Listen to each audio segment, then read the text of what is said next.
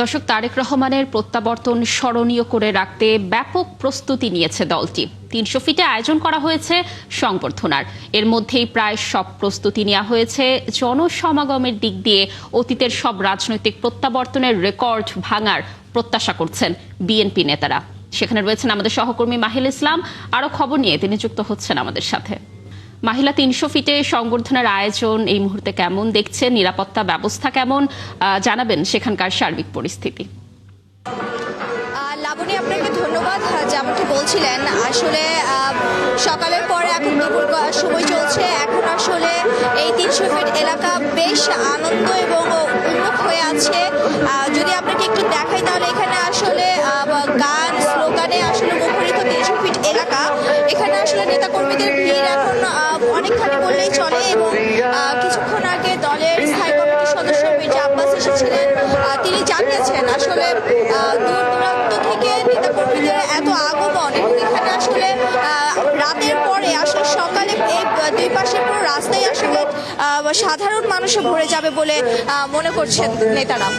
আর আরেকটি কথা বলা যায় সেখানে হচ্ছে যে দুপুরের পরে আসলে আইন শৃঙ্খলা বাহিনীরও বেশ তৎপর অবস্থা আমরা দেখেছি। এখানে আসলে যেই ঢাকা পুলিশের পক্ষ থেকে এখানে এসে আসলে পুরো জায়গাটি মনিটরিং করা এবং বাইরের সাধারণ মানুষদেরকে কিভাবে নিয়ন্ত্রণ করবে সেই বিষয়েও আসলে দিক নির্দেশনা দিতে আমরা দেখেছি। এখানে বলা চলে দলের পক্ষ থেকে এবং সরকারি আইন শৃঙ্খলা পক্ষ থেকে একটি সমন্বয় করে আসলে তারেক রহমানের এই স্বদেশ প্রত্যাবর্তনের বিষয়টি দেখানো হচ্ছে।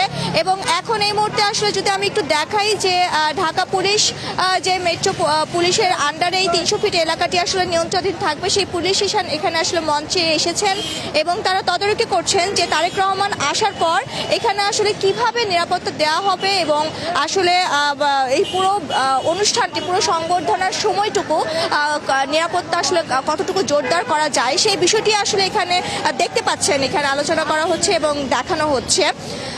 তো আসলে এখানে সাধারণ নেতাকর্মীদেরকে একভাবে এবং গণমাধ্যম, সংবাদ পত্রিকা এবং পাশাপাশি দলীয় নেতাকর্মীদের সকল পর্যায়ে আসলে তাদেরকে নিজ নিজভাবে নিয়ম শৃঙ্খলা মানানোর যে বিষয়টি, সেই বিষয়টা আসলে বিএনপি খুব তৎপর রয়েছে এবং বিএনপি বারবারই বলেছে যে তারেক রহমান তার স্বদেশ প্রত্যাবর্তনকে ঘিরে সাধারণ মানুষের যে দুর্ভোগ সেটি কিছুটা এড়ানোর জন্য আসলে বিএনপির পক্ষ থেকে এই উদ্যোগ এবং সরকারের সাথে সাথে সেই সহযোগিতা কামনা করছে বিএনপি। তো আসলে লাবণী, এখানে বলা চলে যে ৩০০ ফিট এলাকা এখন তারেক রহমানের আসার অপেক্ষায় গুনছে এবং বেশ উৎসব এবং আনন্দ উচ্ছ্বাস নিয়ে আসলে তারা এখানে অবস্থান করছেন। লাবণী। মাহিলা, ধন্যবাদ আমাদের সাথে যুক্ত থাকার জন্য। আপনি থাকুন সেখানে। নিশ্চয়ই আমরা আরো কিছু তথ্য পরবর্তী সংবাদ সংযোগগুলোতে আপনার মাধ্যমে দর্শকদেরকে জানানোর চেষ্টা করব।